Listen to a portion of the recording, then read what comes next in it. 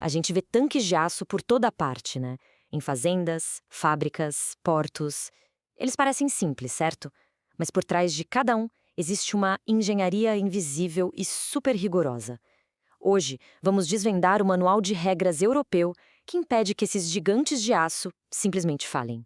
Pois é, quão complicado pode ser? Essa é a pergunta que muita gente deve fazer.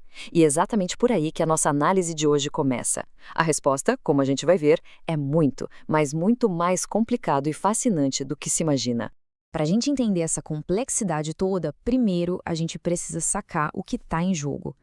A função desses tanques é crítica e as consequências de uma falha, bom, elas podem ser enormes. É tudo uma questão do que tem dentro. Um tanque que armazena água para irrigação, por exemplo, tem um perfil de risco totalmente diferente de um que contém produtos químicos tóxicos ou combustível de aviação. O que está ali dentro dita o perigo e, claro, a rigidez de todo o projeto. Essa é a pergunta de US$ 1 milhão que os engenheiros precisam responder. Não se trata só de conter um líquido, se trata de gerenciar pressão, peso, tensões no material e até ameaças do ambiente para evitar um verdadeiro desastre. E a resposta para essa pergunta está aqui, o Eurocódigo. E olha, isso não é só um guia de sugestões, não. É um conjunto de regras obrigatórias que formam a base da engenharia estrutural segura em toda a Europa. A palavra-chave aqui é harmonizadas. O que isso quer dizer? Que em vez de cada país ter seu próprio padrão, o que seria uma confusão, os eurocódigos criam uma linguagem comum de segurança e qualidade. Isso garante um alto nível de engenharia, de Portugal à Polônia. Isso aqui mostra bem a escala da coisa. O documento para tanques não existe sozinho e isolado. Ele faz parte de um sistema gigantesco e interligado de conhecimento que cobre tudo, de concreto a alumínio.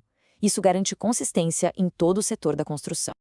Então, como é que esse manual transforma o princípio da segurança em regras práticas de engenharia?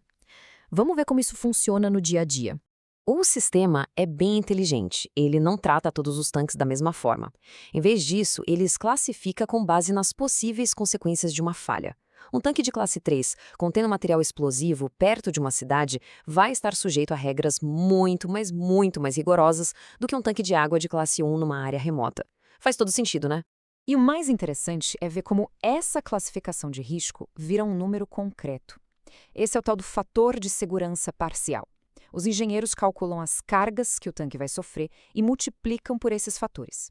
Para um líquido tóxico, por exemplo, o projeto tem que ser capaz de suportar 1,4 vezes a carga esperada. Isso cria uma margem de segurança que é absolutamente crucial. Ok, já vimos os princípios. Agora vamos mergulhar na estrutura física do tanque para ver como essas regras se transformam em aço de verdade. O código basicamente força os engenheiros a pensar em todos os jeitos que um tanque pode falhar. Não é só para evitar um vazamento. A estrutura não pode deformar para sempre, que é o limite plástico. Ela não pode entrar em colapso de repente, sob pressão, que é a flambagem. E também não pode ir enfraquecendo com o tempo por causa do estresse repetido, a fadiga. É um check-up completo da integridade do tanque.